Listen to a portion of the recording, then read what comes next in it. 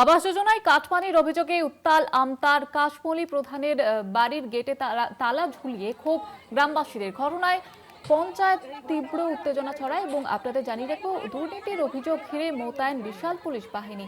যেমনটা আপনাদের জানাচ্ছিলাম, ঘটনাকে ঘিরে পঞ্চায়েতে বিপুল উত্তেজনা ছড়িয়েছে। উত্তাল আমতাল কাশমলি। আমাদের প্রতিনিধি রূপম দাস রয়েছেন আমাদের সঙ্গে টেলিফোন লাইনে। রূপম, ঠিক কি পরিস্থিতি? দেখো যেটা জানা যাচ্ছে যে দীর্ঘদিন ধরে যখন তৃণমূল শাসনে ছিল তখন হচ্ছে ভুরি ভুরি কিন্তু তৃণমূলের নামে অভিযোগ উঠেছে। ঠিক আজকেও ঠিক কাশমলি যে গ্রাম পঞ্চায়েতে তীব্র উত্তেজনা ছড়ায় এবং ওখানকার যিনি প্রধান আছেন সেই প্রধানের বিরুদ্ধে দুর্নীতির অভিযোগ তুলে কিন্তু তার বাড়ি ভাঙচুর করা হয়।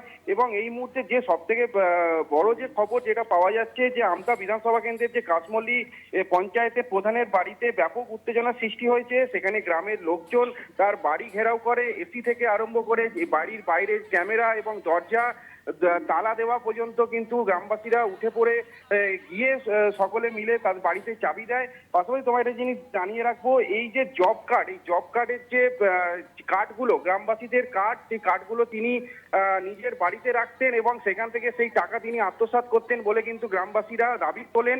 এবং সেই যে জব কার্ড, সেই জব কার্ডের যে টাকাগুলো ঢুকতো সেই টাকাগুলোও তিনি আত্মসাৎ করতেন বলে জানা যাচ্ছে জয়িতা। তবে ইতিমধ্যে কিন্তু ব্যাপক উত্তেজনার মধ্যে কিন্তু পুরো এলাকা রয়েছে। তবে জয়পুর থানার যিনি ওসি আছেন তিনি এবং বিশাল পুলিশ ফোর্স কিন্তু তার বাড়ির সামনে কিন্তু মোতায়েন করা হয়েছে।